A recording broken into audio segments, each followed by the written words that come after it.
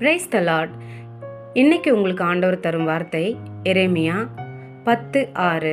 கர்த்தாவே, உமக்கு ஒப்பானவன் இல்லை, நீரே பெரியவர், உமது நாமமே வல்லமையில் பெரியது. பிரியமானவர்களே, யூதாவின் ராஜாவாக இருந்த எசேக்கியா தேவனை முழு இருதயத்தோடு நம்பிய மனிதன். ஒரு நாள் அசிரிய ராஜாவான சனகரீப் தனது பெரிய படையுடன் எருசலேமை முற்றுகையிட்டான். அவனுடைய தூதர்கள், உங்கள் தேவன் உங்களை ரட்சிக்க முடியாது என்று மக்களை பயமுறுத்தினார்கள். அந்த வார்த்தைகளை கேட்ட எசேக்கியா கலங்கி போகவில்லை. ஆலயத்திற்கு சென்று கர்த்தரின் சந்நிதியில் மண்டியிட்டு ஜெபித்தான்.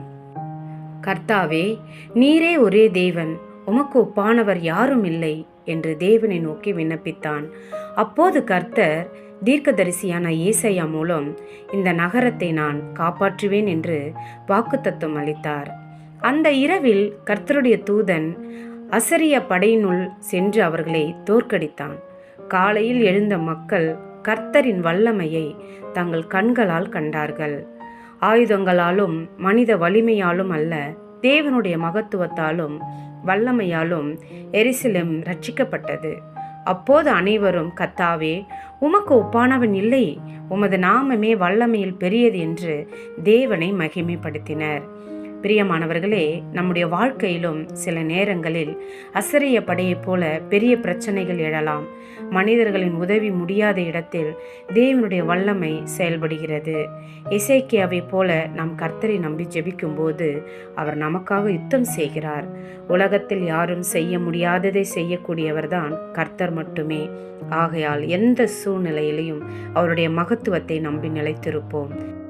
ஜெபம் செய்வோம். அன்புள்ள தகப்பனே, தருமையான நாளுக்காக நன்றி செலுத்துகிறோம். கர்த்தாவே, உமக்கு ஒப்பானவர் இல்லை, நீரே பெரியவர், உமது நாமமே வல்லமையில் பெரியதென்ற வார்த்தைக்காக நன்றி செலுத்துகிறோம். ஆவியானவரே, எங்களுக்கு ஆண்டவரே, நீர் ஒருவர் மாத்திரமே இருக்கிறீரே சப்பா.